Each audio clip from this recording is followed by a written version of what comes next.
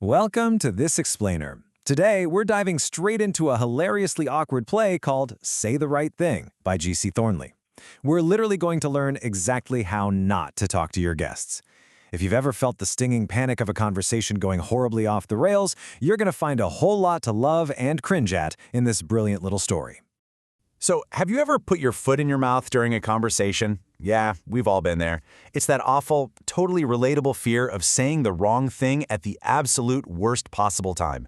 You try to sound smart or observant, and instead, you manage to insult the exact person you're trying to impress. That conversational landmine is the exact premise of our story today. To make sure we extract all the right lessons from this cringe comedy, here is our agenda. We're going to cover the art of conversation, meet our overconfident host, witness Mary's polite conversation fails, break down some key words to know, and finally, look at the moral of the play. Let's jump right into Section 1, The Art of Conversation, Setting the Stage. The play opens with a character named Mrs. Shaw. She's hosting new guests from London and really wants her daughter to practice polite conversation.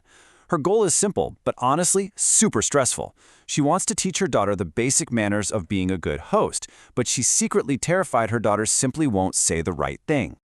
Moving on to Section 2. Meet the overconfident host. Enter Mary.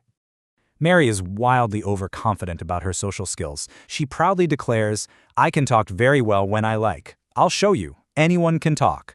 This brilliantly shows her fundamental misunderstanding of communication. She's confusing the physical ability to just speak words with the delicate, nuanced social grace of actually hosting people. Okay, Section 3. Mary's polite conversation fails. The train wreck. Let's watch this disaster unfold. So the guests arrive, and Mary boldly decides to critique a neighbor's profession. She drops this incredibly harsh generalization. But he's only a banker, and bankers can't think. Ouch. Well, here's the awkward reality.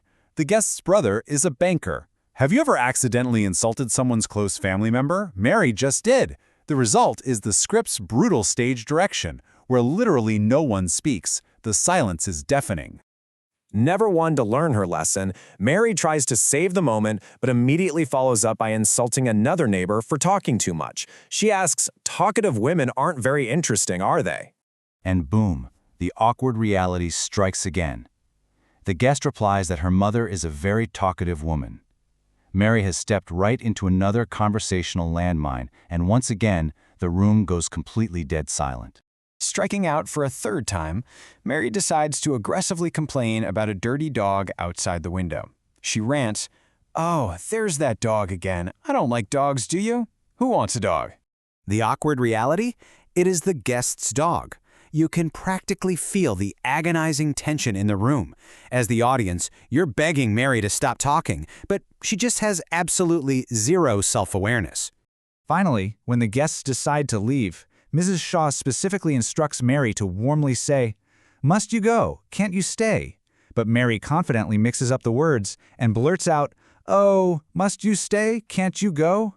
It is a perfectly horrific end to the visit. Section 4. Keywords to know. The breakdown. Let's look at the vocabulary fueling this chaos. Our first word is wealthy, which means having a great deal of money, resources, or assets.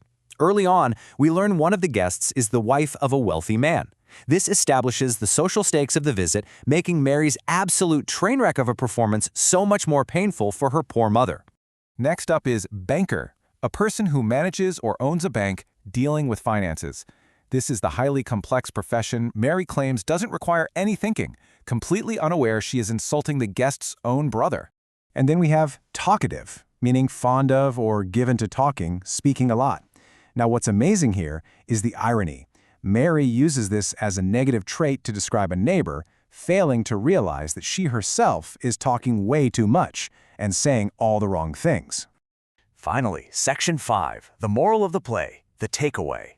So, what are the actual polite guest behaviors we should learn here? The text highlights things like offering the guests a glass of water, inquiring about their well-being, and accompanying them to the door when they leave. Unlike Mary, a good host knows that conversation requires tact, active listening, and putting the comfort of your guests first. The source material connects these etiquette lessons back to a core traditional principle, Atiti Devo Bhavava, which translates to guest is God. It reminds us to treat visitors with the utmost reverence and care, rather than just treating them like a captive audience for your own ego. Which brings us to a final thought. After watching Mary's disasters, how will you handle your next awkward conversation? As we wrap up this explainer, I really hope you remember to read the room, think before you speak, and whatever you do, please don't insult someone's dog. Thanks for hanging out with me on this explainer, and keep learning.